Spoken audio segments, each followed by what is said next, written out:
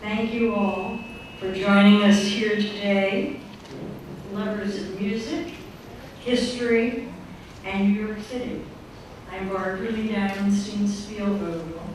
I'm the chair of the Historic Landmarks Preservation Center, a group of dedicated individuals committed to informing the public about the past, present, and future of historic preservation in our city.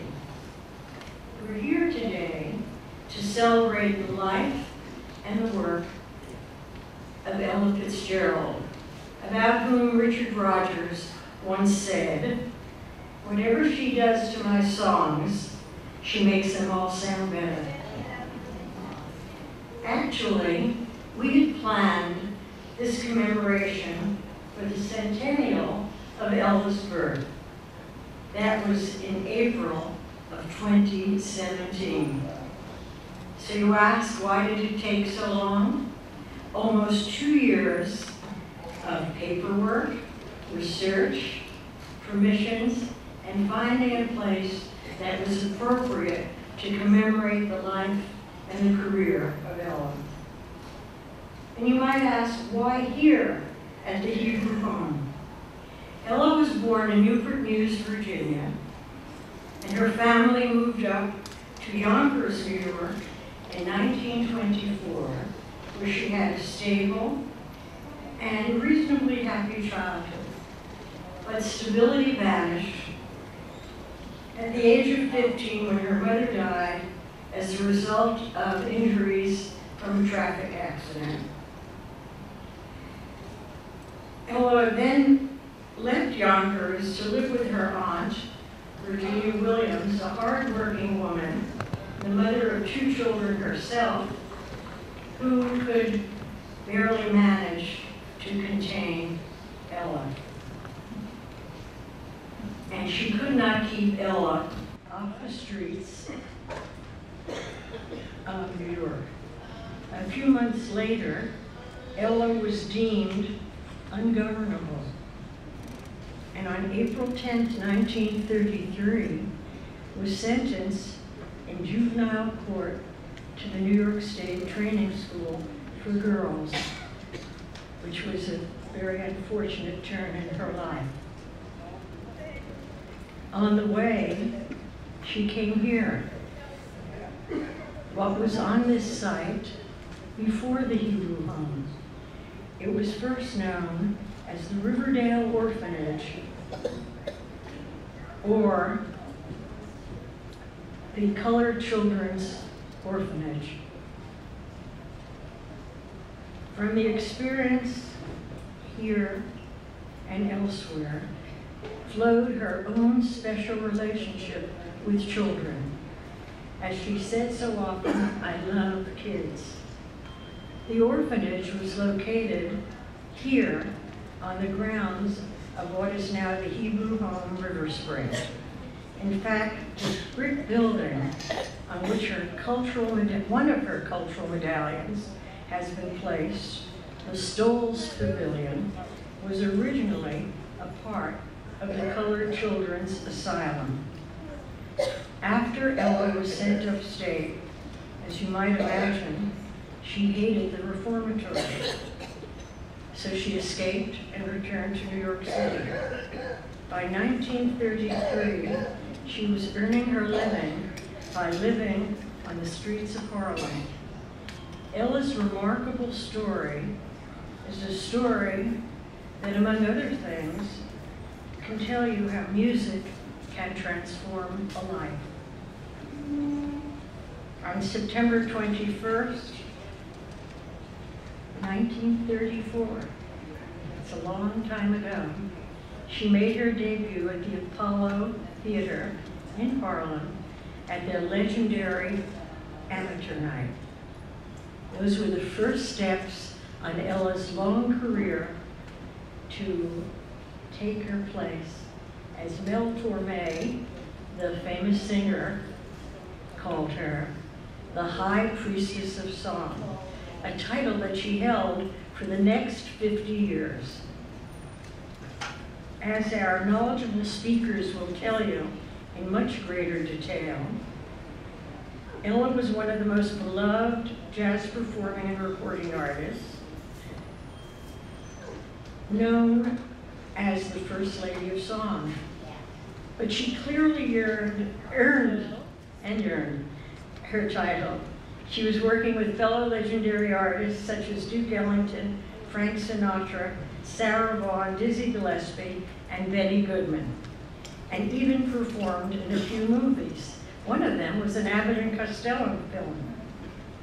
However, she sold, and this was back in the day, more than 40 million albums, toured the world, often for 45 weeks each year, and made guest appearances on television shows. But she never forgot her beginnings. Once a year, she returned to the orphanage, laden with gifts for the children who came after her. In a response to some questions that I posed to her, she wrote to me in 1972, and her replies became part of my very first book, entitled Open Secrets. That she, and I'm quoting her now, that she wanted to support anything that lends a helping hand to the young and to children. She suggested we invest, and she was so right, in education and equality for everyone, saying, let's offer everyone the best they can receive. We'll never be sorry, and the world will progress so much further and so much faster.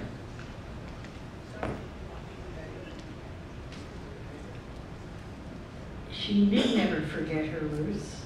By 1993, she established the Ella Fitzgerald Charitable Foundation to give back and to help people of all races, cultures, and beliefs, create opportunities for children, foster love, and a knowledge of music, provide health care, food, shelter, and counseling to those in need, and support medical care and research. That foundation flourishes to this day. In fact, the Ella Fitzgerald Charitable Foundation has dedicated all of its royalties from her work, and if you hear it on the radio, on television, in an elevator, she should receive royalties. She worked to create opportunities for children and other underserved people. Today we commemorate her generous and giving spirit, and we mark a turning point in her life on these grounds with this cultural medallion dedication. Firstly, we have to thank our collaborators in this effort to honor Ella, the Hebrew Home at Riverdale, especially President and CEO Dan Reingold, Vice President of Communications Wendy Steinberg, Curator Susan Cheflight, Assistant Curator Emily O'Leary, and Laverne Murdoch.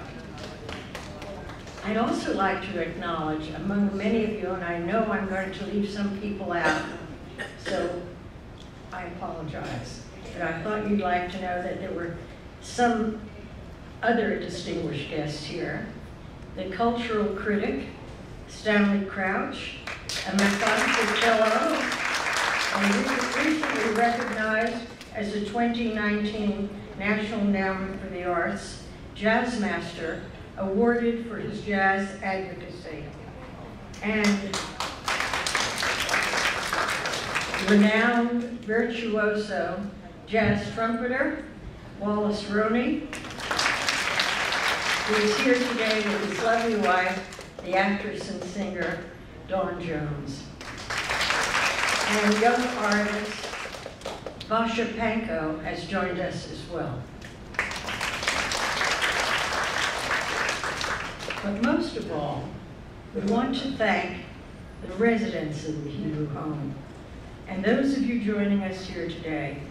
We've been told there are many jazz fans among you, and we hope we'll create some new ones today, especially after you hear the wisdom of our exciting speakers. So now let us begin. Daniel Reingold is the president and Chief Executive Officer of River Spring Health, which includes the storied Hebrew home at Riverdale. During Mr. Reingold's tenure, River Spring Health has grown significantly.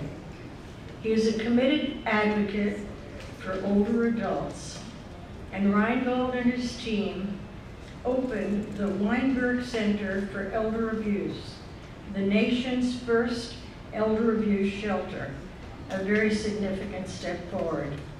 We all thank you for that. He has a master's degree in social work from Columbia University and a law degree from Cardozo University. Please join me in welcoming Dan Reingold.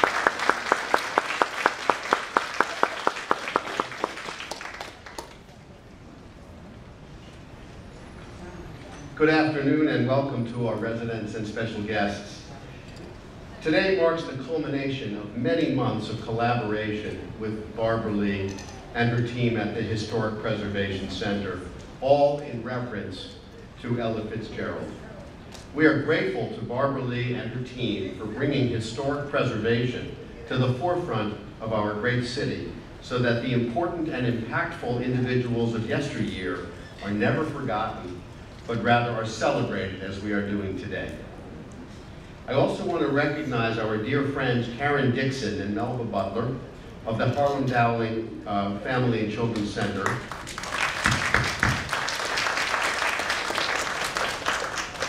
We've had a long and wonderful relationship together, and it culminated in 2016 when we together created a gravesite for the 57 children and staff of the Colored Orphans Asylum who were buried in an unmarked grave. It was a very moving ceremony that we had there, and it really commemorated the lives of the children who lived on this sacred campus. I'm grateful for their friendship. To us, Ella Fitzgerald is family. She lived just a few yards from this stage in what's now the Stoltz Building, and incidentally, the Stoltz Building, as Barbaralee mentioned, was the actual Colored Orphans Asylum, and we also had, and I remember these as a child, cottages. There were 7 cottages here where the children lived, and they were ultimately demolished because they were no longer sound and appropriate for today's older adults. But that was the campus that was here when we bought it in 1950. Ella found shelter here on this campus, and she found community here on this campus, very much like the older adults who live here today. Our residents find creativity through the arts, movement through dance therapy, mobility through rehabilitation, and great pleasure and reminiscence through our robust music therapy program. Perhaps most importantly of all, they have found what Ella did, a family and a community to call their own. Ella Fitzgerald said it best when she said, "Where there is love and inspiration, you can't go wrong." I couldn't agree with her more. Thank you all for joining us today on such a momentous occasion, and a particular thank you to Barbaralee, who has been not only incredible in bringing Ella Fitzgerald to life here at the Hebrew home, but in her lifelong career and commitment to preserving history for all of us in New York City and around the world. We are really very, very grateful, Barbaralee, to you for all of the work that you've done, not just here at the Hebrew home, but all throughout the city of New York, and even taking our history on the road. Thank you so much.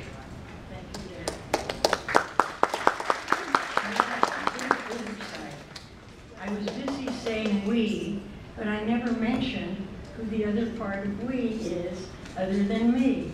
Please recognize Dr. Deborah Burchad, who works with me at the Historic Landmarks Preservation Center and at Landmarks 55.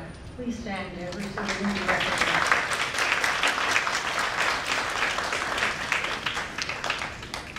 You've already heard about Melba Butler, who is the founder and principal of Butler Consulting. She was, for more than 16 years, the leader of Harlem Dowling, the West Side Center for Children and Family Services, the nation's oldest child welfare institution serving African American children. Harlem Dowling was founded in 1836 as the Association for the Benefit of Colored Children in the state of New York, or as it was commonly called then, the Colored Orphan Asylum. It was Melba who connected us with some of the key history of Ella's roots, and we welcome her and thank her for leading us here today. Melba.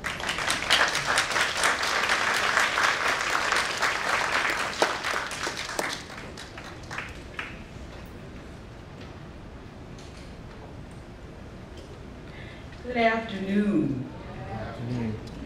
And thank you, Barbaralee.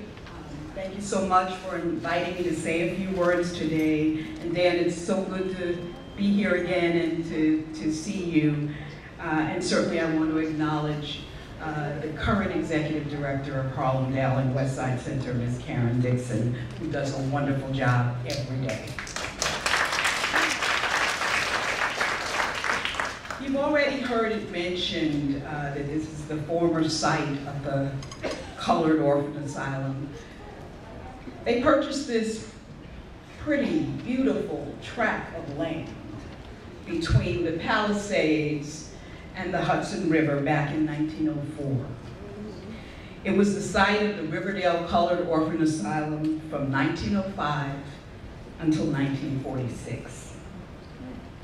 Some years ago, in partnership with Hebrew Home, we conducted several reunions of people who were former residents here. Today, we're joined by two daughters of one of those former residents, and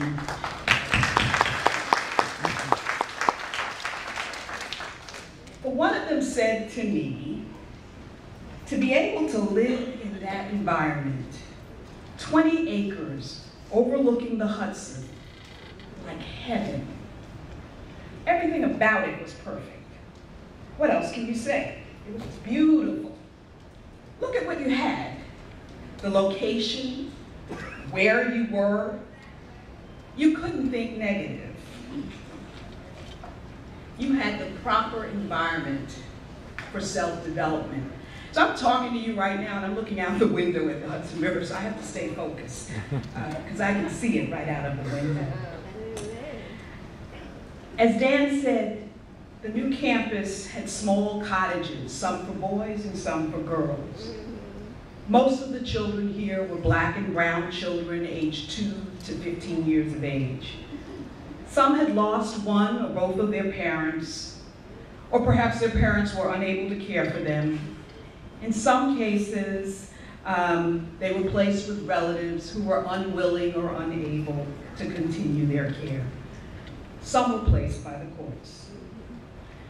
The children living here didn't like it being called an asylum. They called it their home. Fast forward almost 60 years to the collaboration with Hebrew Home, and a little fire was started in me at that time because the story of the people who lived here became my dissertation. One of the younger former residents that I met during a reunion here at Hebrew Home said he was only about 5 years old when the orphanage closed. But he was still bright-eyed when he talked about the movie actresses and the celebrities and the dignitaries that came to visit us. There was something they liked about us.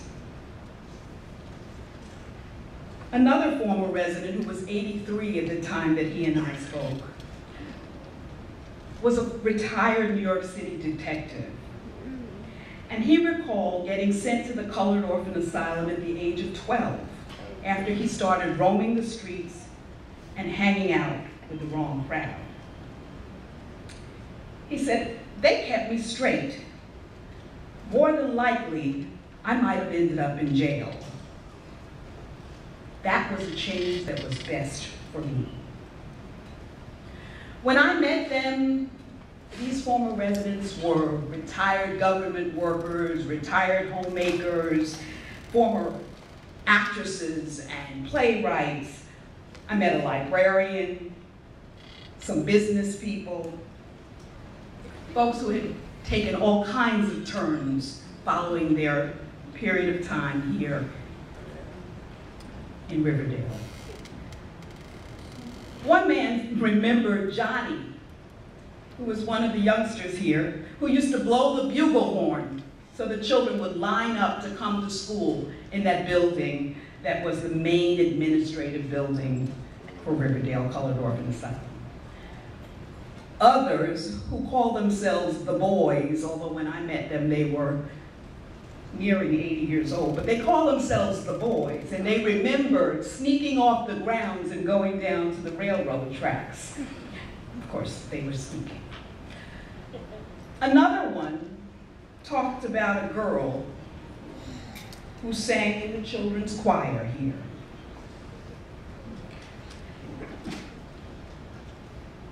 Arrested for truancy and delinquent behavior, she was placed at Colored Orphan Asylum in the early 1930s.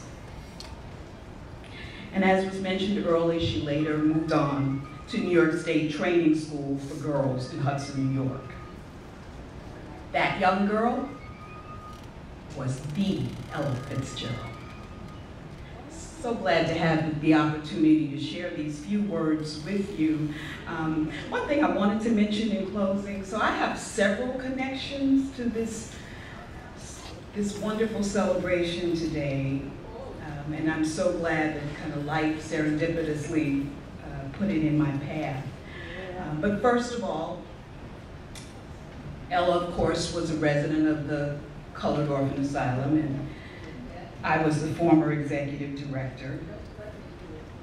Secondly, as I mentioned, I wrote my dissertation on the lived experiences of people who were residents here at the Riverdale Colored Orphan Asylum, the first institution founded for the care of Black children who could not be placed in other orphanages of the day. And thirdly, it just so happens, I live in Queens, in a community called Aslade Park, a landmark community, thank you very much. And our community was home to many jazz celebrities. Lena Horne, Count Basie, Illinois Jacquette, Milt Hinton, and Ella Fitzgerald. Thank you very much.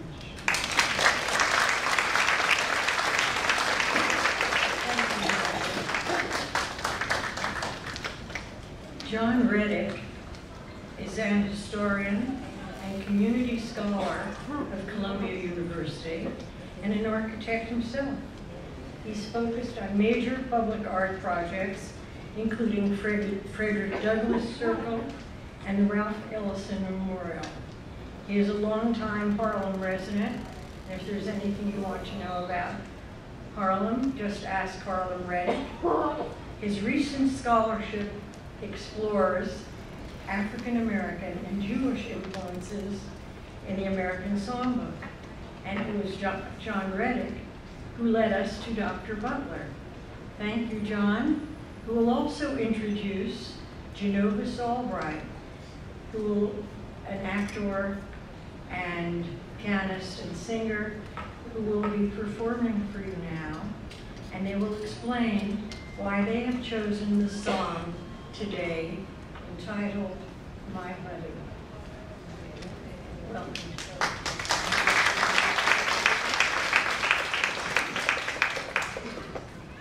Good afternoon. My mother passed away a few years ago in her 90s, and until her dying day, you could start humming Tiskin and Taskin or singing a few words, and she was transported back to the swing era and the joy of Ella's singing into her youth and the early part of her life. Ella Fitzgerald was singing for my mother and a lot of you for your generation through the end of the Depression and through the war years with that lilting, high-spirited voice. It transported us from our problems to the joy of her singing. And most of you know that she won amateur night at the Apollo. That was her first early competition as a teenager. But they said she initially said she came to dance. That was what she was going to do. And there were so many talented dancers ahead of her that she said, I'm going to sing rather than dance.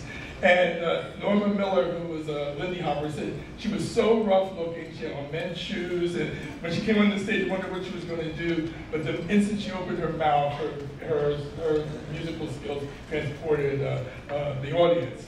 But despite her win and that beautiful voice and her talent, she was not considered physically attractive by the band leaders to be the lead singer to the big bands of the day.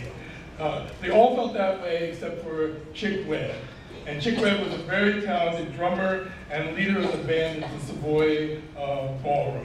He was noted for being so good with that beat, he could drive the audience beat. The whole term jitterbug is the dancers getting to this sort of jittery, just carried away by the music. And Chick Webb had that ability to drive the band, drive the music, that drove the dancers into a frenzy. And Ella's love of dance, I think, added and complemented that.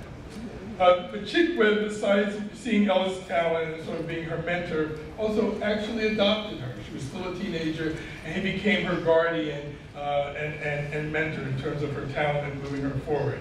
And when she was a prominent singer, she was approached by a lot of other band leaders, Benny Goodman and others, who tried to get her to leave Chick Webb's band and come to work for them, which Chick Webb really resented. But Ella would say to them when they approached her, oh no, I can never leave the boys. They taught me everything. And when Chick Webb died, she was actually not only the heir to his band, but actually an heir to him, his actual adopted daughter. And his funeral was held in Baltimore, Maryland, where he was from. And there's pictures where people were on the roof, packed the church, packed the street. And to commemorate her relationship with Chick Webb and how supportive he had been, she sang the song, My Buddy. And when I knew that, I could try to search to see if there was any recording. She never recorded that song. But she said she moved the crowd to tears with that song. And we're very fortunate to have with us today the talented pianist and jazz artist, Janavis Albright, who will do a rendition right now of My Buddy. Thank you.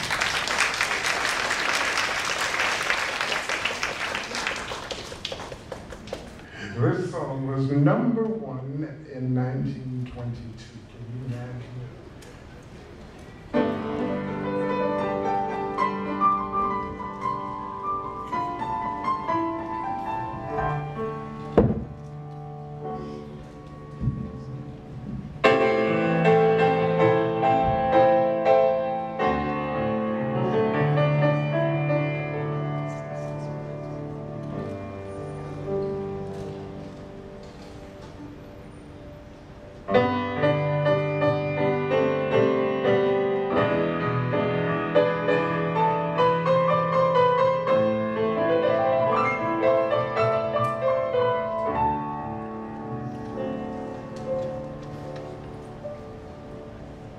Life is a book we study, some of its leaves aside. There it was written, my buddy, that we must part, you and I. Buddies through all of the games, buddies when something went wrong. I sit alone through the gray days, missing your smile and your song. Nights alone, since you went away, I think about you all through the day. My buddy,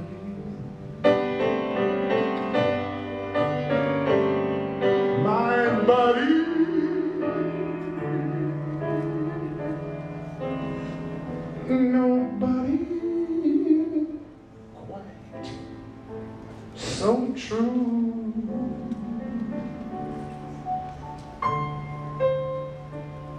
Miss your voice,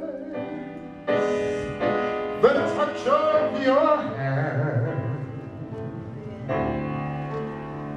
I long to know that you understand.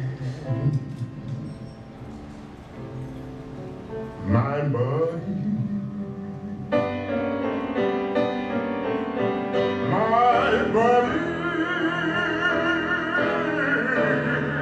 no, your body misses you.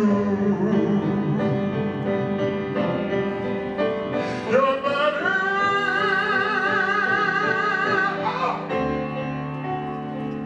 misses you.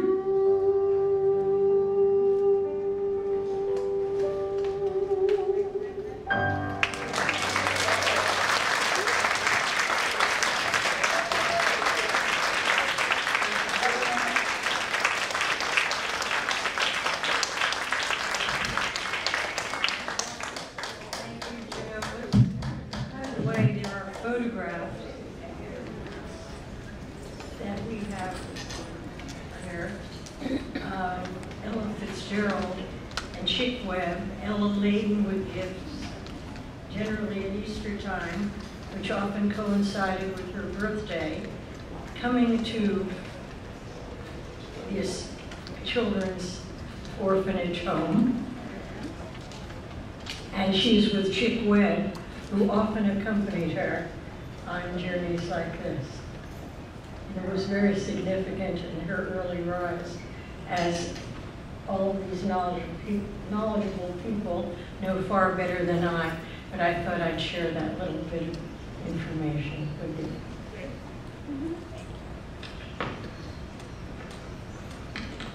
Mary Jo Papich has traveled a long way to be here, and we welcome you. She is the first president of the Jazz Education Network, which extends throughout the United States and 22 countries.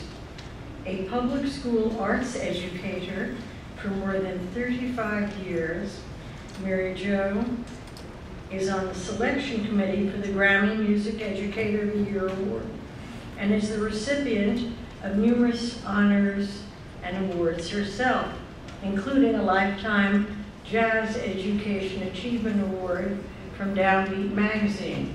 When she leaves us this afternoon from her home in the Midwest, she doesn't return home, but she goes on to France to spread the word of how important it is to life and education, to have an education in music. Welcome.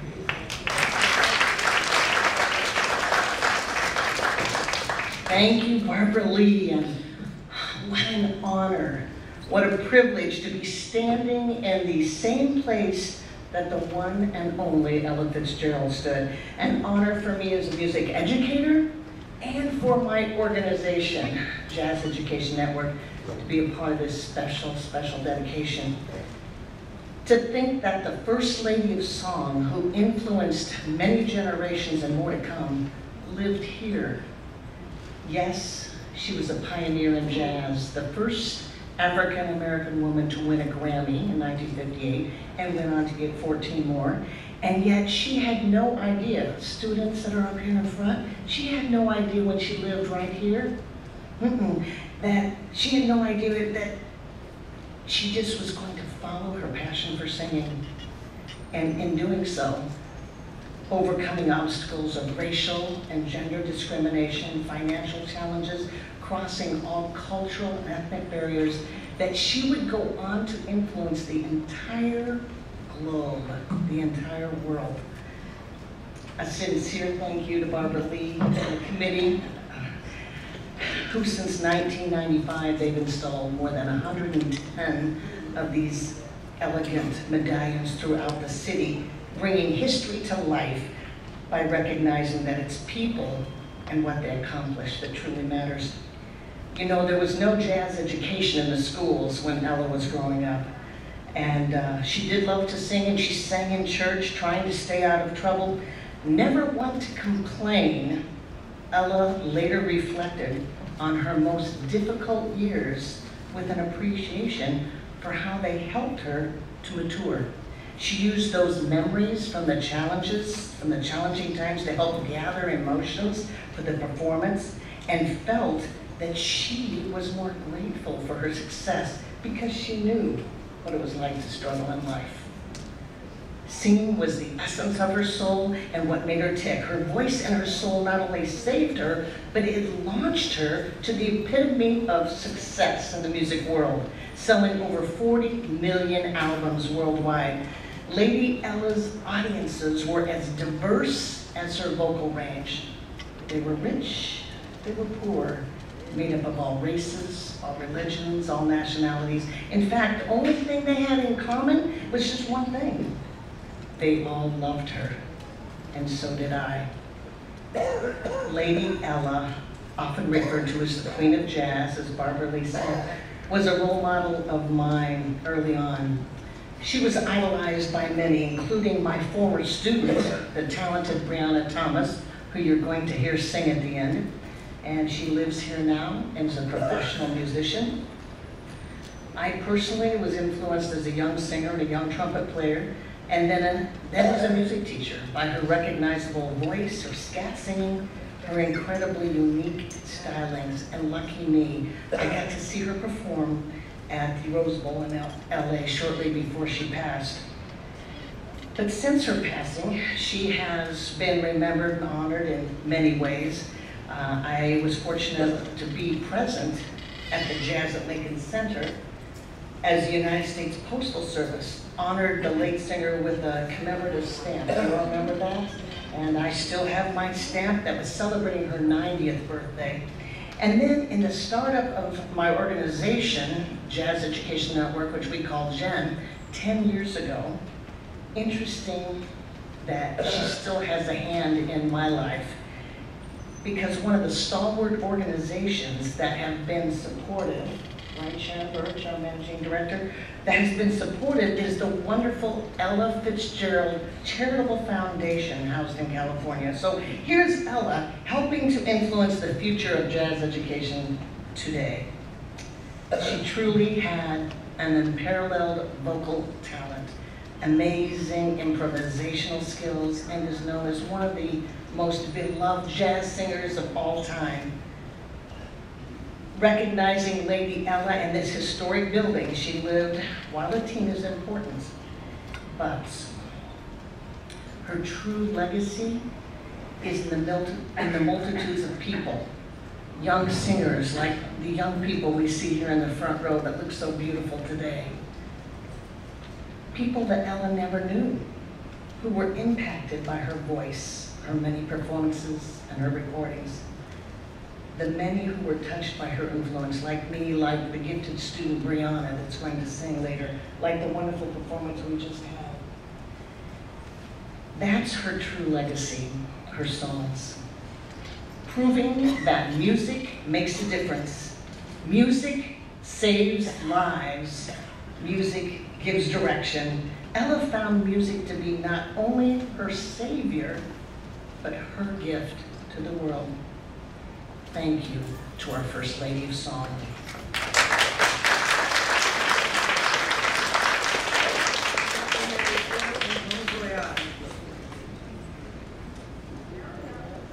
And now, Karen Dixon and friends.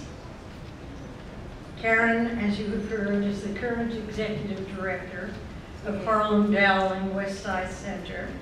She will escort and read the names of 8 talented young persons who are currently, if you could be at the front of the stage. Thank you. And read the names of each of them, who together will recite a poem by the distinguished poet Langston Hughes entitled, I Dream a World.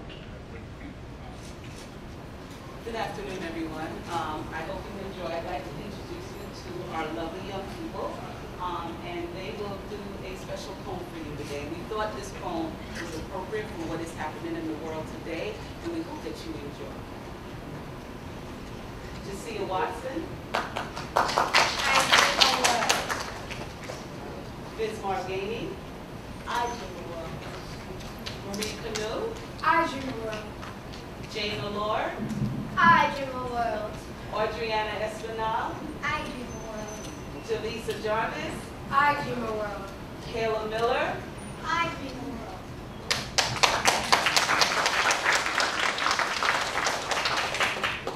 Good afternoon, everyone. Today, students from Harlem Downey Summer Camp will be presenting a poem by Langston Hughes titled I Dream a World. Enjoy.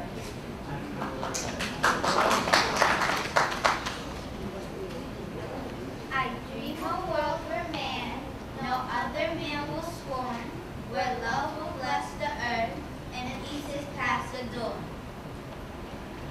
I dream a world where all will know sees freedom's way, where greed no longer saps the soul, no iris blights our day. A world I dream where black or white, whatever race you be, will share the bounties of the earth and every man is free. Where wretchedness will hang its head and joy like a pearl attends the need of all mankind. Of such I dream my world.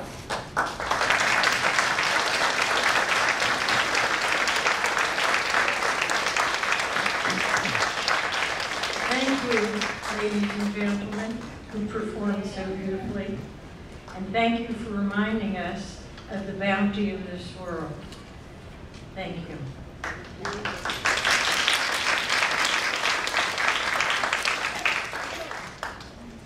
Lauren Schoenberg is the senior scholar of the National Jazz Museum in Harlem. He's on the faculty at the Juilliard School, a tenor saxophonist and pianist. He's played and recorded with many jazz notables. He was musical director for Bobby Short from 1997 to 2005.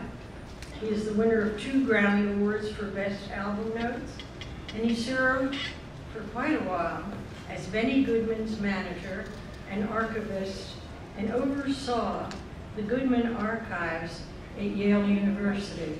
You might tell us about the influential role that Benny Goodman had in the world of jazz for a moment, too.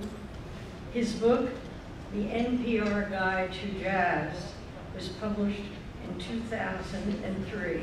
Welcome, Lauren Schoenberg.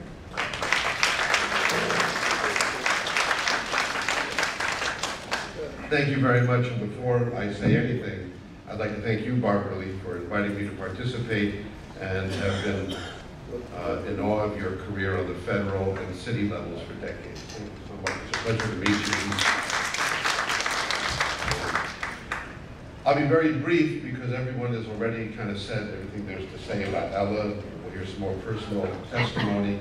On behalf of the National Jazz Museum in Harlem, which is a Smithsonian affiliate, I want to thank everyone for allowing us to speak here. It's an honor.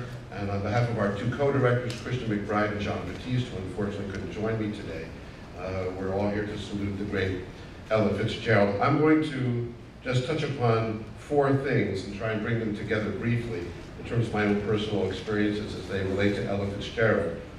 But before I do that, on behalf of the museum, I also want to thank the Ella Fitzgerald Charitable Foundation, friend Rossman and her husband Richard, also for all the support that they've given to the museum over the years. I'm going to talk briefly about a trip I had to Yonkers about 20 years ago, about something that happened on the stage of Radio City Music Hall, something that happened with a very young Chinese-American girl in Queens that I experienced. And the way that I can bring those things together is that, oh, I don't know, 25 or more years ago, there was a gentleman who was writing a biography of Ella Fitzgerald. His name was Stuart Nicholson. It came out maybe approximately 25 years ago. He hired me to help him do some research. We went to Yonkers, and we found people who grew up with Ella and knew her. We went to their apartments, and they told us their stories, and this was eventually included in the biography. And they talked about the place that she went, here, and they didn't know the details. They knew that she had left Yonkers. They knew what happened once she went to the Apollo Theater and won that wonderful award. And it's so wonderful now that they and their families will be able to pick up on the true story and the level of research and history that's been done to reach out to families of people whose families were here. It really fills in an important piece of information when it comes to what is clearly holy ground here. This is a very, very special place that we're standing in. What happened on the stage of Radio City Music Hall was I was lucky enough to play an evening backing Ella Fitzgerald as a member of Benny Carter's orchestra back in 1990. And when you see biographies about Ella Fitzgerald, they talk about how she was totally different than most of the famous singers of the era. In other words, you know, big stars who people shouldn't approach, and so-and-so's coming on stage, and be quiet, don't look, don't sneeze, don't do anything because the big star is coming. And I'll never forget, Ella Fitzgerald walked out onto the stage for this rehearsal. And we, of course, everyone was in awe of her. She sat in a stool on the stage and ran down her arrangements and her charts as naturally as these beautiful children just did their poem. It was just beautiful, natural, no front, no nothing. And she walked off, and that's when I realized the way that people like John Lewis and Roy Eldridge and Benny Goodman and people of that era would talk about her. She was a great musician. We think of her as a singer, but she was actually a musician, if you know what I'm saying. And her instrument was her voice. And I got to see it in that little moment. So I was honored to be on the stage with her. Finally, I'll tell you about the experience I had with an educational program.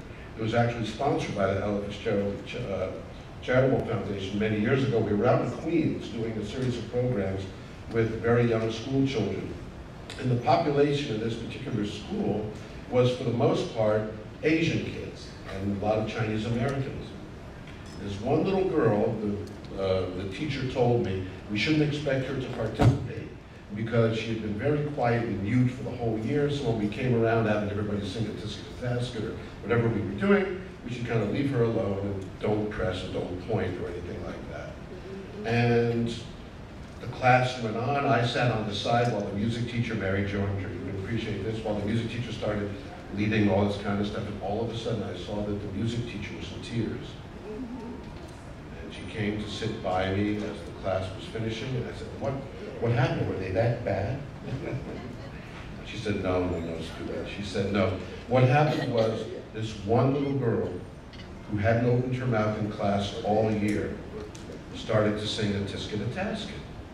And they went up to her and asked her very nicely, what happened? Why was it? And she came out with, my parents love Miss Ella. And this school teacher just dissolved into a puddle. And it was one of the most beautiful things. And I kind of think of it as a representative anecdote about Ella Fitzgerald, that she could affect, how she's affected people in every continent, in every country, with that beautiful, beautiful voice. To conclude, I just want to mention that, it's already been mentioned, but in the audience today we have someone who, as you probably know, as you'll know now, was once selected by Time magazine as one of the 100 most influential thinkers in America, who was a featured host on 60 Minutes for a while there, who received the MacArthur Genius Award, who is one of the co-founders of Jazz at Lincoln Center, and also was recently announced by the National Endowment of the Arts to be a 2019 Jazz Master. Ladies and gentlemen, Stanley Crouch. And Stanley has been a mentor to so many people. He's been a mentor of mine for decades. And I went to him when we talked about this presentation, and I said, I'd really like to tell them something, about Ella that hasn't been said before. Well, you told me this story, which I'm going to amend only so much. You'll probably read between the lines. And what happened was there was a short tour where Ella Fitzgerald and Sarah Vaughan were going to be on the same stage for a while. And being on the same bill with Ella Fitzgerald is not easy, especially if you're a singer. So Sarah Vaughan, who of course is a wonderful artist in her own right, went to a dear, dear friend of hers, a musician who she respected and trusted, and said, I've got a problem. I'm out here every night on the same stage as Ella, and of course we all know how great she is, but I've been hearing it every night, and I've got to follow her. I need some advice. And a friend who was a great musician who shall remain nameless, one of the legends of jazz, turned to Ella and said, oh, I can help you get through it. I've got something that will absolutely cure your problem. And she said, what is it, please? You'll get used to it. Thank you very much.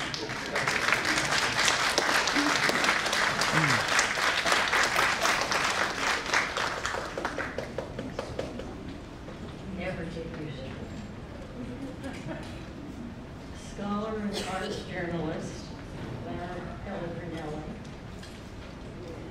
received her PhD, please come join us, in ethnomusicology from Harvard University in 2005. Her writing has appeared in the New York Times, the Wall Street Journal, the Village Voice, and Time Out New York, among others. Lara has contributed arts and culture articles to National Public Radio's All Things Considered and Weekend Edition. Please join me in welcoming Lara Pellegrino. Thank you so much, Barbaralee. It's a pleasure to be here to honor Ella Fitzgerald, the First Lady of Song, and to have an opportunity to speak to all of you. How's everybody doing? Good? Okay, good. So, this afternoon, you're hearing from a bunch of jazz experts, of which I am supposedly one, right? So it usually goes along with that job description that I should be prepared to wow you with some historical highlights from Ms. Fitzgerald's remarkable 6-decade-long career, to regale you with the details of her magnificent discography, or to pluck an entertaining anecdote like the one you just heard, right, from her biography to share. I'm pretty sure that Phil and Lauren are better at that than I am, so I'm going to leave it to them. But I'll dare say that even those of us with fancy degrees and big record collections can't really claim to be experts on someone like Fitzgerald. It'd be like saying that you're an expert on the feeling that you get when you take a plunge off of a high diving board, or that incredible sensation that came over you in the wind in your hair the first time you rode a two-wheeler without falling down, right? Or when you rode the crest of a wave on a bright summer's day. To be an expert on Fitzgerald would also be to claim that you can explain the electricity that passes between people in the moment of creation, right? And that's not primarily an intellectual pursuit. We best leave it to the musicians. So, tonight, when you go back to your rooms, or when you go home, type her name into the search engine on YouTube, fire up Roku, log into your Spotify account. You guys have Spotify accounts yet? See, yes, right? And just listen to anything that she did. And I'm not going to advise you where to start because it's all good. It's all good. This was a lady that she never phoned it in. She was all there. And if you simply listen to her, you won't need an expert. You'll be able to tell within moments that her music comes from a place of emotional purity. It's the sound of a heart singing. So, instead, what I felt most compelled to talk about is why I think we're here in this space once known as the Colored Orphan Asylum. What we know is this: Fitzgerald's mother, Tempe, died following a car accident, at risk of bodily harm at the hands of her stepfather. Young Ella moved in with an aunt in Harlem who ultimately could not care for her. She started working at a lookout for a house of prostitution and running numbers. It was 1933 and she was 15 years old, right? So judged incorrigible, the term applied to girls deemed morally wayward. She became a ward of the state and was sentenced to live here. But as I understand it, this was just a stop en route to the New York Training School for Girls in Hudson. Girls there were to have been reformed into productive citizens through progressive vocational training, but were also known to have been chained and beaten, and also held in solitary confinement. Fitzgerald escaped and became homeless. It's tempting to view this time in her life in the same way some view her music, through a scholarly lens, historically, as something that happened to someone else in the dark and distant past. In other words, at a comfortable distance. And to celebrate Fitzgerald's story the way we often do in America, as one that emphasizes the grit of the individual in overcoming obstacles, and it is undeniably that. But as much as I hope this marker reassures any young person who encounters it that they too can beat the odds, it's just as important for us here today in this place to remember not only that Ella overcame, but what she overcame. And I say this not as an expert, but as an idealistic educator and the mother of a 4-year-old, right, who knows that these hurdles are not exclusively the providence of the past, as much as we might wish them to be so. We live at a time when those in foster care are still victims of poverty, abuse, and family separation, where there's a fine line between teen rebellion, acts of survival, and criminalization, that social policies leading to mass incarceration disproportionately impact people of color, and that women are the fastest growing segment in our prison populations, right? This is not someone else's problem. All of us knew or know a kid in circumstances like Ella's.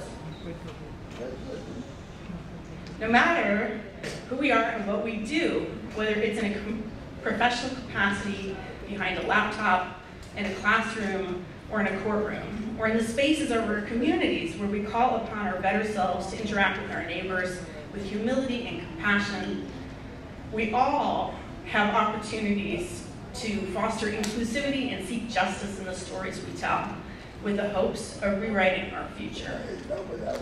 So let this medallion serve as our reminder.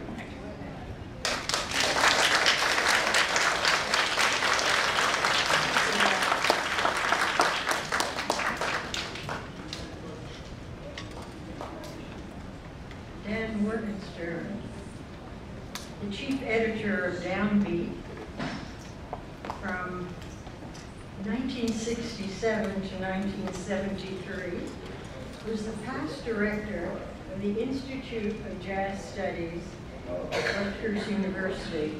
Was it for 35 years? Pretty close, 36. He's been a contributor to numerous publications, reference works, and anthologies on jazz. Dan was co-founder of the Jazz Institute of Chicago and won 7 Grammy Awards for Best Album Notes. He was also recognized with 3 Deems Taylor Awards, 2 for his books, Jazz People and Living with Jazz.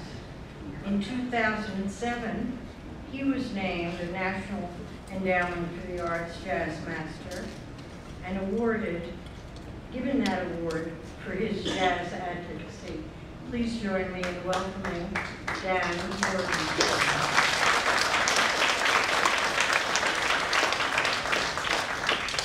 Thank you for that wonderful introduction, and good afternoon. It seems like a long time ago, but some of you may remember that before the program started, we were treated to some Ella Fitzgerald recordings in the background. Did any of you catch that she was singing a song that seems kind of appropriate to this environment? And that was the big hit of 1937 by Mir Mr. Shane. The amazing thing about the way Ella treats this, and she was only 20 when she recorded it, is how she manages to catch the essence of the song and how she sounds as if, she'd been surrounded by Jewish music all her life. This is one of the amazing things about Ella, which is that she could take any song, any material, and turn it into her own. And as we started out today with the quotes from Richard Rogers, she made any song sound better. In many cases, she was confronted with inferior material before she became the First Lady of Song, but she could turn anything into a work of art. She was a truly amazing lady, First Lady of Song. I have a few little personal things to say about my connection with Ella. The first one was when I was still living in Denmark, and I'd already started, I didn't really know anything about jazz. not that I even knew the word. But my mother, God bless her, took me to a concert in Copenhagen by the one and only Fitzgerald. I was not quite 9 years old, but needless to say, he made a big impression on me. So then I became a little more interested in what was still, even in Europe, in the late 30s, it was the swing era. So somebody, I don't know, remember who, some friend of the family who was pretty smart, gave me a record by Chick Webb and his orchestra with vocal by Ella Fitzgerald. And it was a thing that was appropriate for a kid. There was a song called the Dipsy Doodle. Any of you remember the Dipsy Doodle? It's kind of a, yeah, you do, okay. It was kind of a silly song, but Ella did wonders with it. There's a line in it, the cow jumped over the moon, that's the way the Dipsy Doodle works. But after she sings, there is a wonderful trombone solo, which I later found out, and I later met him, as a man named Sandy Williams. And that trombone solo, which was a variation on the melody which Ella had presented so clearly, really turned me on to the kind of mystery that jazz is. So I have to thank her for that. Later in my life, once I started doing the things that Barbaralee talked about, I was invited. There was a man who had a television interview show on WNYC, and he asked me he had Ella as a guest, and he asked me to join. I was with Downbeat magazine at the time. So I had seen Ella a number of times, but I had never met her. So we were together on this show, and had a nice time. I managed not to say too many stupid things, and she was fine. So after it was over, she was accompanied by a publicity lady, and she was staying at a hotel in Midtown, so if they could give me a ride. So I was in a nice limousine next to Ella Fitzgerald, and when we came to her hotel, she said to me, maybe you'd like to come up and have a drink. Immediately, that lady jumped up and said, oh no, you can't do that, you have an appointment. I was like, so that way I missed my chance on actually having a tit-a-tit with Ella. Saw her a number of times after that, and actually the last time I saw her was at one of her very last performances. Her great manager, Norman Granz. Has anybody mentioned Norman Granz? Norman Granz was a man who took, Ella was already famous, but he took her career in hand and lifted her to a place where she was really in view as the great artist that she was. He's the one who started her doing the great series of songbooks, the songs by the great songwriters, Cole Porter, Irving Berlin, Richard Watch, and so on. He also presented her in really top-class places. And he was really, aside from being her manager, he was really one of her greatest fans. Late in life, she was not well. She was losing her eyesight. She had other problems. And Norman called me and said, I'm going to invite you to see Ella at Radio City Music Hall.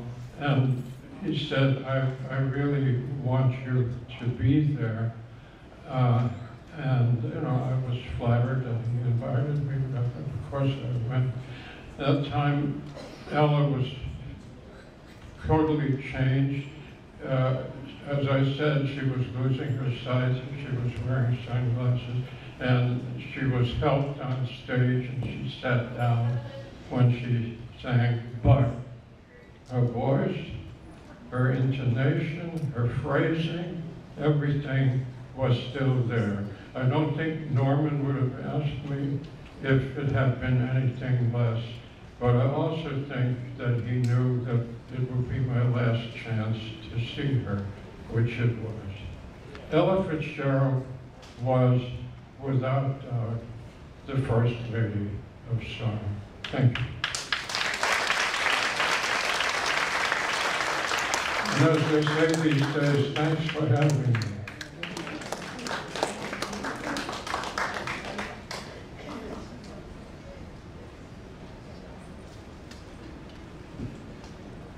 The widely admired Bill Schaff, excuse me, has broadcast jazz on the radio despite his youthful appearance for the last 50 years. He's best known as the host of Bird Flight, a program devoted to Charlie Parker. Among his many awards are 6 Grammys for his work on Charlie Parker, Miles Davis and Gil Evans, Billie Holiday and Louis Armstrong. Phil has taught jazz at Columbia, Princeton, Rutgers Universities, and the Juilliard Graduate School of Music. Sorry, I've lost a page. No, they have to know more about you. I know that the next line is something like, if you have a question, the go-to person about jazz is Bill Schaff. And if I can find the paper, I can finish the rest of it. But you are the man. Thank you, Bill Schaff.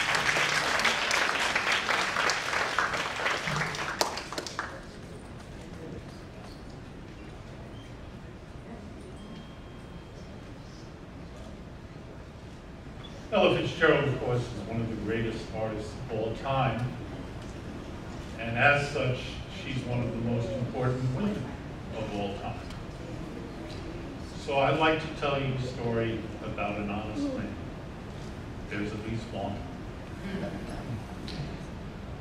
You've heard already that Ella Fitzgerald won the talent concert at the Apollo Theater, and that this was going to be her entree into a real jazz career, and that she was turned down by many of the most important jazz figures who have ever lived, including the absolute pioneer of big band jazz, Fletcher Henderson. But the drummer Chick Webb heard her and thought that she was going to be the greatest. It's quite prescient in the matter, but Ella Fitzgerald already had the goods. But Chick Webb had this orchestra, and they were a brotherly band. And he knew that if he hired somebody to be so prominently featured as he was to feature Ella Fitzgerald, he needed the band to be happy about it. And they had a band move at the Savoy Ballroom, and he brought each member of the band in one by one, not knowing what the others had heard, to hear Ella Fitzgerald do a chorus of a number, and he had Ella sing the same song to each person in the band, which was a chorus of a song called Judy. Now, some of these Chick Webb orchestra members, including Chick Webb, predeceased my birth. But I knew half of them, and I interviewed all of them about Ella Fitzgerald. And all but one said, you know, Chick didn't know whether he wanted to use Ella Fitzgerald or not, but he brought me down to the band room, and he had her sing a chorus of Judy, and I told her, that's perfect, hire her. Interview the next musician, and the next musician, and the next musician. And I don't mean to speak ill of a dear friend since departed, but the other singer in the band that I used to call him boy and girl singer, Charles Minton, said, if you don't hire her, I'll quit. So all of them were lying. All of them said, Chick, don't hire a singer. We already got one singer, man. We're a band. We're playing for dances at the Savoy. Don't hire her. That's what they really said. They said they were the person who got Chick Webb to hire Ella Fitzgerald. Now, besides Ella Fitzgerald, the hero of this story has actually made a brief appearance in this story, courtesy of our leader, Dan Morgenstern, among us scholars. The trombonist, Sandy Williams. Chick Webb said, Sandy, I've got this singer. I'm thinking of hiring her. I want you to check this out. She's going to sing a chorus of Judy for her. Ella Fitzgerald came over, sang a chorus of Judy. Sandy Williams said, she's terrible. Don't hire her. That was an honest man. All right. The others, well, I'm glad they thought that Ella was that great. I now have the honor of introducing someone who is very great and dear to us personally as well as a performing artist.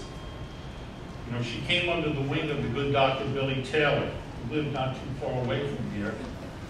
And she has become inspired to sing, most recently as one of the Belle of the Balls at the Jazz at Lincoln Center finale concert just a few short weeks ago. But she's also become a teacher. And since they brought so many of us ringers in, us scholars, she's become a scholar. We ran a discographical symposium at Jazz at Lincoln Center, and I just made our singing belle of the hour aware of it. She sat in the back of the room, wrote down everything, came up to me and said, would you check this? And I said, I'm going to check it. It's perfect. You're one of us. We accept you. Please accept to our stage, Brianna Thomas.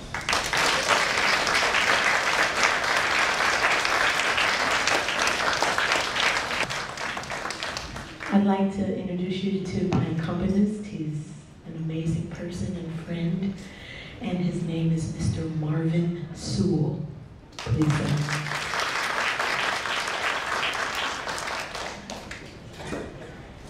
Well, I've had many really special people here. Phil, Miss Tabbage, a whole bunch of people that I know, and Mr. Schoenberg, that have embraced me in so many ways that has made me be the person I am today. Listening to Ella Fitzgerald, loving her music from the time I was 12, with Miss Tabbage over here, continuing now. Today is really special for me because Ella Fitzgerald, when I was 12 years old, I was obsessed with her. How many of you guys were obsessed with Ella when you first heard her?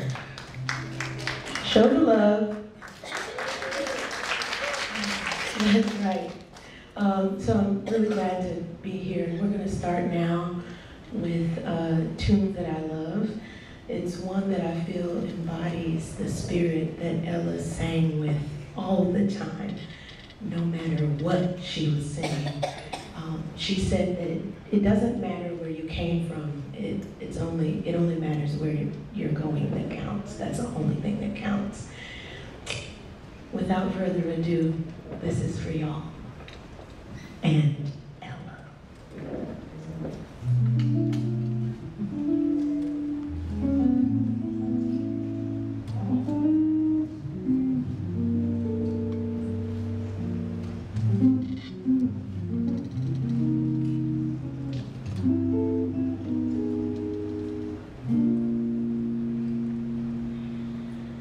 Get in touch with that sundown fellow as he tiptoes across the sand. He's got a million kinds of stardust. Pick your favorite brand and dream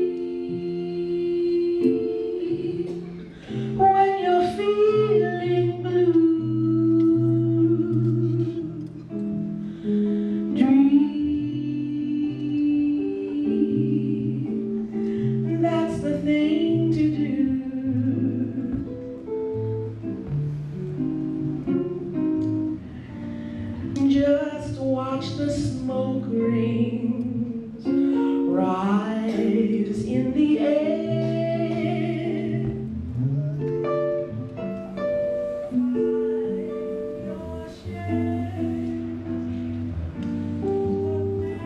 Is there so dream when the day is through? Dream and they might come true. Things never are as bad as they seem. So dream, dream, dream.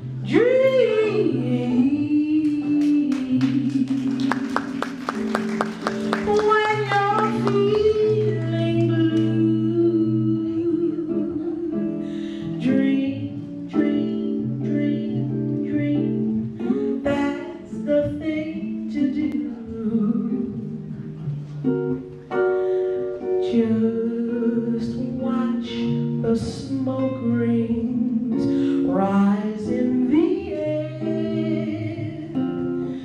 You'll find your share of memories there. So dream when the day is through. Dream, and they might come true. Things never are as bad as they seem. So dream, so dream, so dream.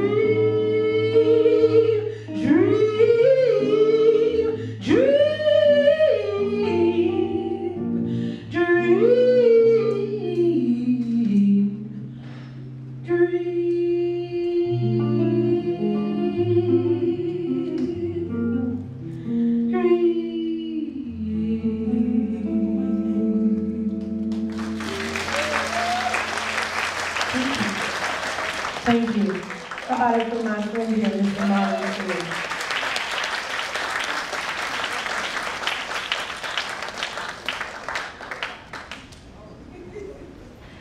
Hello, Mr. So many friends in the audience, and again, it's really been a pleasure to be here. And as I was thinking of tunes to do, this was one of the first that I thought of, actually. Not only because the title fits perfectly, but it was one of the tunes that people just adore and love, I heard. And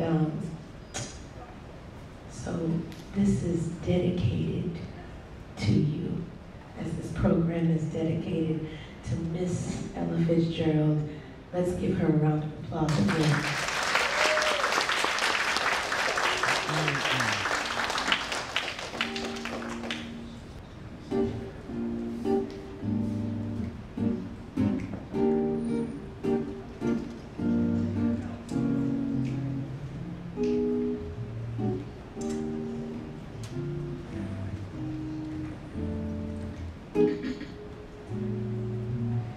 If I should write a book for you that brought me fame and fortune too, that book would be like my heart and me, dedicated to you. If I should paint a picture too that showed the loveliness of you, my art would be like my heart and me, dedicated to you, because your love is a beacon that lights up my way. To you, because of you I know a lifetime by you would be just one day. If I should find a twinkling star, one half so wondrous as you are, like my heart and me, we'd be dedicated to you.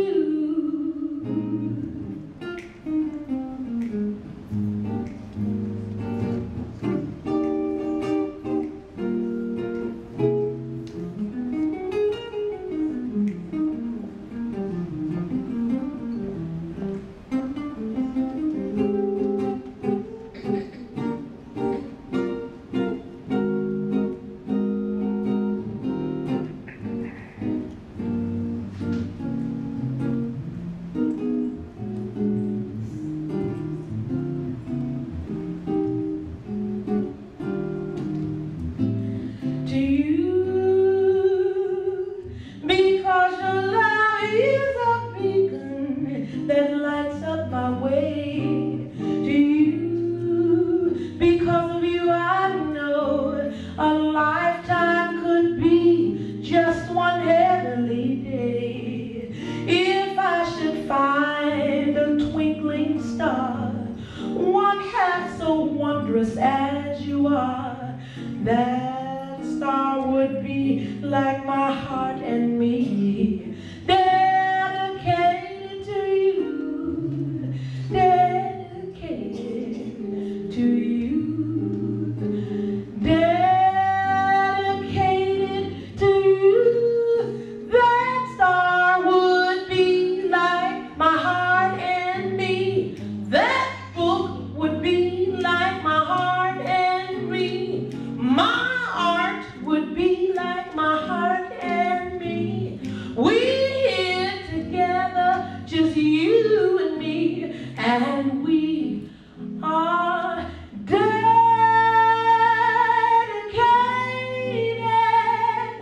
to you.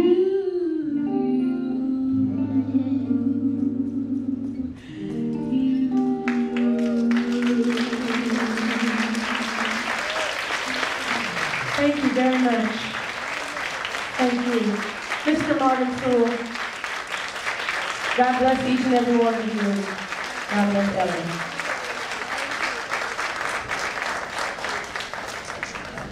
Now we come to the dedication of the Ella Fitzgerald Medallions. To spare you a trip out of doors, a seat, and a bit of a hike, we've asked Dan Reingold to unveil the two cultural medallions and read the text. So when you go outside, you will see them yourselves. And there are two of them. One on the original building that was part of, excuse me, the colored orphan home. the Stoll's Pavilion on the front of the building, and another one on the front gate so that passers-by, people in automobiles, runners, walkers, could see what was going on here at one time. We are going to have a video presentation of Dan. Good afternoon, everyone. We are so excited today to be unveiling a beautiful commemorative medallion in honor of Ella Fitzgerald, who resided here on this campus many, many years ago when it was the Colored Orphans Asylum.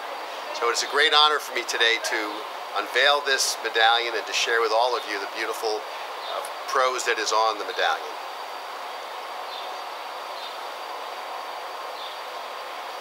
Ella Fitzgerald, April 25th, 1917 to June 15th, 1996. The Hebrew Home at Riverdale by River Spring Health, site of the former Colored Orphan Asylum.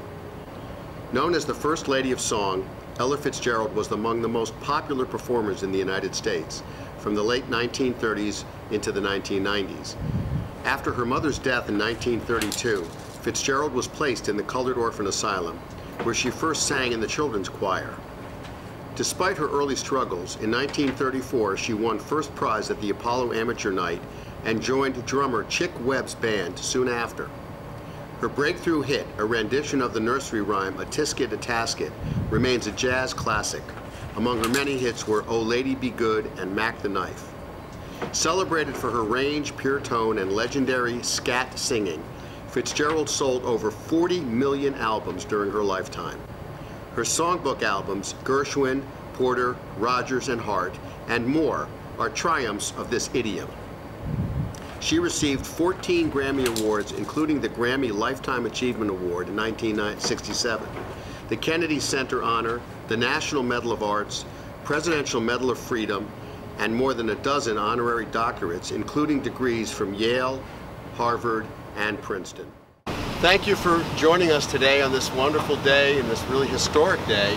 And I invite all of you to come down and read the medallion yourself, take a look at it. It really is quite an impressive and beautiful piece. And I want to personally thank Barbaralee Diamonstein-Spielvogel, who heads up the Historic Landmark Center, for not only this commemoration, but for the many hundreds of commemorations throughout the city of New York. Thank you so much.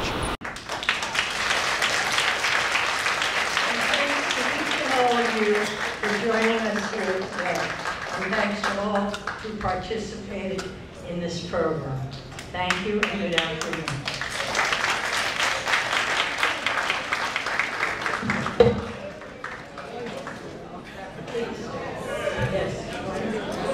And for all of our guests that joined us, that came for this event, we have a reception here in the museum.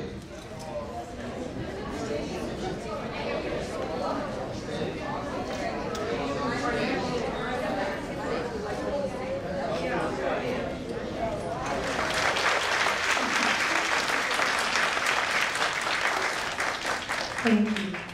I love the line in that song, and all the stories that we heard about Ella today, about her perseverance through so many trials and tribulations.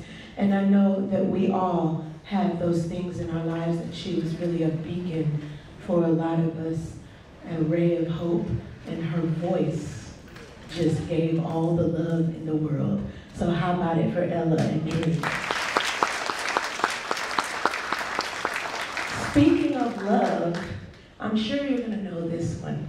This is how I'm sure we all feel about Ella. From the first time we heard the first note till the end, this is where it's at. Our love is here too. That's right.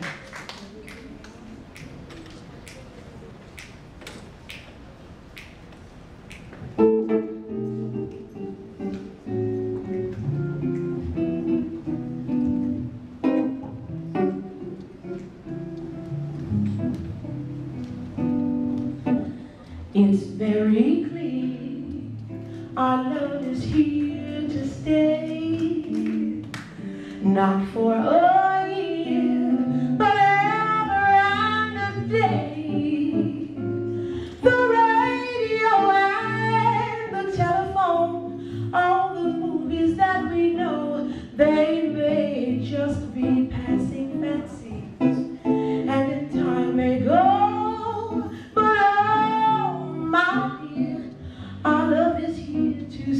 stay. Together we are going a long, long way. In time the Rockies may crumble, Gibraltar may tumble, they're only made of clay. But our love is here to stay.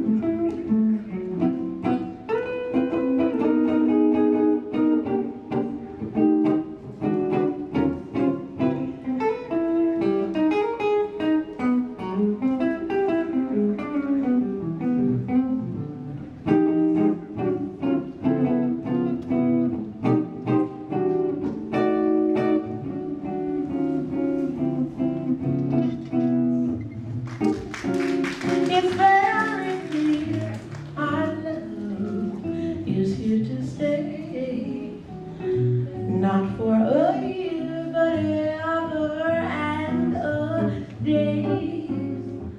The radio and the telephone, all the movies that we know, they may be passing fancies, and in time may go, but ooh, my dear, our love, our love, our love, our love is here to stay.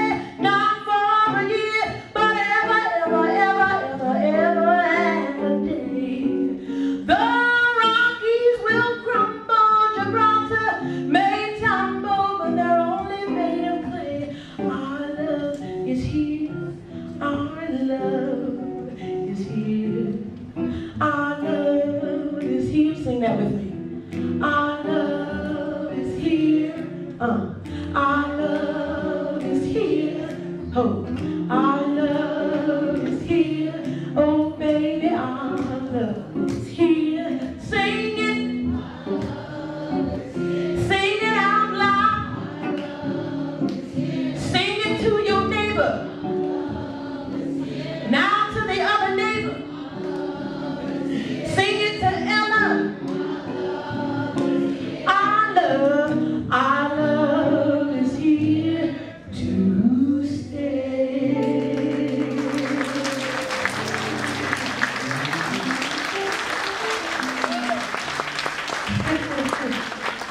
Thank you for singing that with us and sharing. We're going to do a few more tunes by Ella that I think just, for me, they mean the world to me. I have to, may I share a story with you? Okay, so today is super serendipitous and super important and super amazing for me. Not only just to be here with you beautiful people in honor of someone that I truly treasure, one of the first jazz vocalists that I heard that made me want to sing was Ella Fitzgerald. And today is my dad's birthday. Now my dad, he was a musician and a vocalist. He passed away 3 years ago, but he was the one of the ones one of those important ones who introduced me to the amazing Ella. And when I was 13, when I turned 13, it was June 15th, 1996. Now I'm giving away my age. But it was June 15th, 1996, and I went outside onto the porch. I said to myself, I'm a teenager, and I'm gonna bask in the glow of the sun, the morning sun, because I'm a teenager, I'm not a little girl anymore. And my dad came out and handed me the newspaper, and it read, jazz legend Ella Fitzgerald has died. And I was super into Ella, so I was very, I was like, man, I wanted to meet her. I was so enamored with her in so many ways, listening to all her music. And as he turned around to go back inside the house, he turned to me and he said, she's passing the torch to you. So to be here with you guys in celebration of someone who is so very important to me and to this music and our culture and to the world, and also someone special to me, my father, on his birthday, and to be celebrating this moment with y'all is really important. So thank you for having me and listening on the stage. We're going to sing just a few more.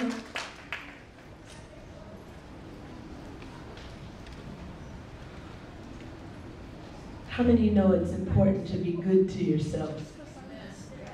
Can I get an amen? Let me try that again. How many know that it's super important to be good to yourself?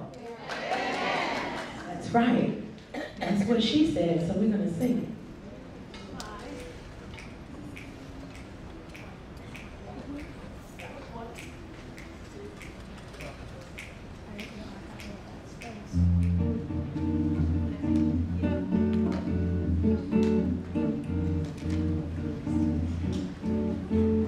Oh, sweet and lovely lady, be good. Oh, lady, be good to me. I'm just so awfully misunderstood. Oh, lady, be good to me. I'm all alone in this big city. Won't somebody please have pity? For I'm just a lonesome baby in the wood. Oh, now lady, be good to me. Oh, sweet and lovely lady, be good. Oh, lady, be good to me. For I'm just a lonesome baby in the wood. Oh, my lady, be good to me. I'm all alone in this big city of New York. Somebody please have pity. For I'm just a lonesome baby in the wood. Oh, lady, be good.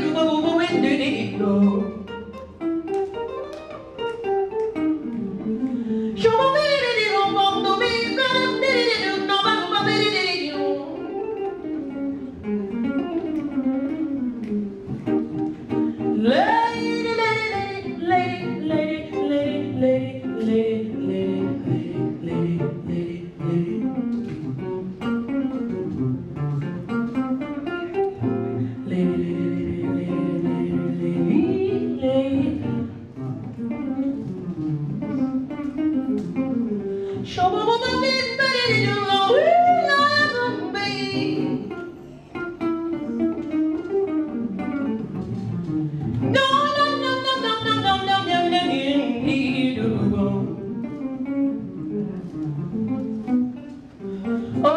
sweet and lovely lady, be good. Oh, my lady and man, be good to me. Oh, I'm just a lonesome baby in the wood. Now, lady, lady, lady, lady, lady, be good. I'm all alone in this big city. Won't somebody please, please have pity? For I'm just a lonesome baby in the wood. Oh, my lady, oh, lady, oh, lady, oh, lady, lady, lady, oh, lady, oh, lady, lady, lady, lady, lady, lady, lady, lady, lady, lady, oh, sweet, lovely lady, lady, lady, oh, lady, be good.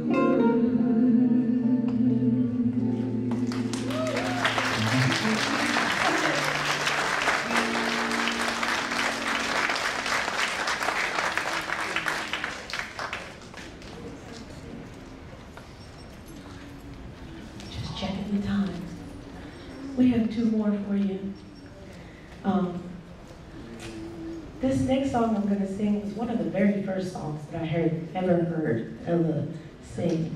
And beautiful people like Nat King Cole and all kinds of people have covered it. It's a Hoagie Carmichael tune. How can you go wrong? And with Ella's amazing voice just sliding up and down the melody of this tune, it inspired me to say, I don't know what she's doing, what am I hearing, what am I feeling, but I really, really hope that when I sing, I do that. And so this is our homage to her. This is Stardust.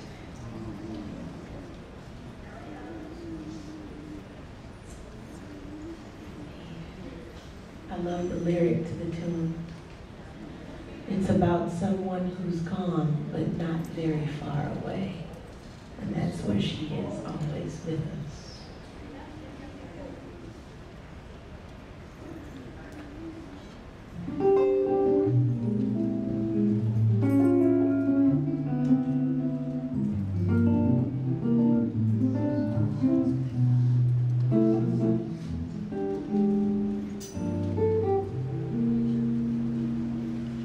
And now the purple dusk of twilight time steals across the meadows of my heart. High up in the sky, the little stars climb, always reminding me that we apart. You wander down the lane and far away, leaving me a song that will not die. Love is just the stardust of yesterday, the music of the years gone by.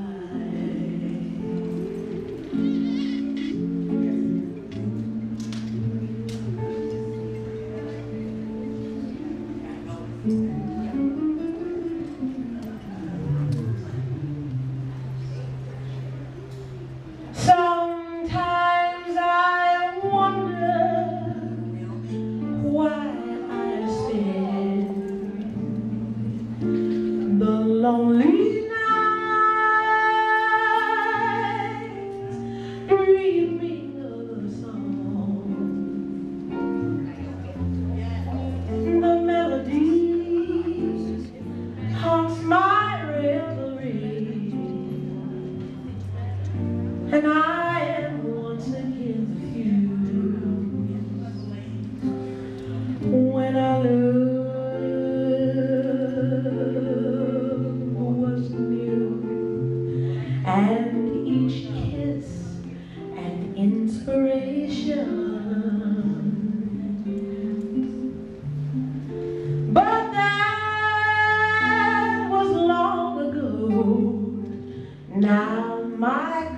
consolation is deep in the stardust of a song.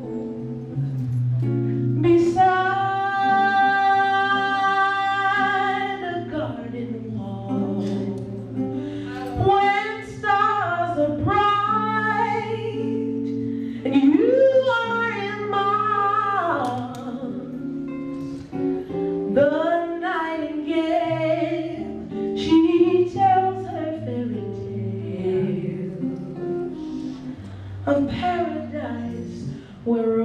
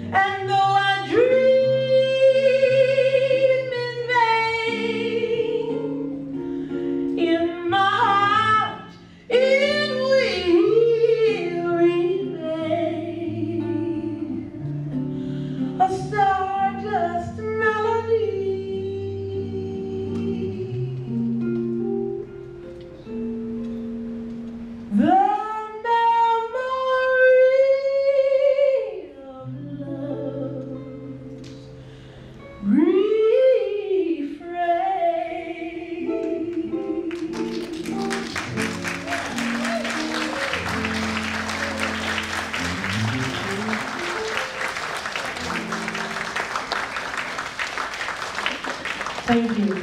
Somebody for my friend here, Mr. Martin.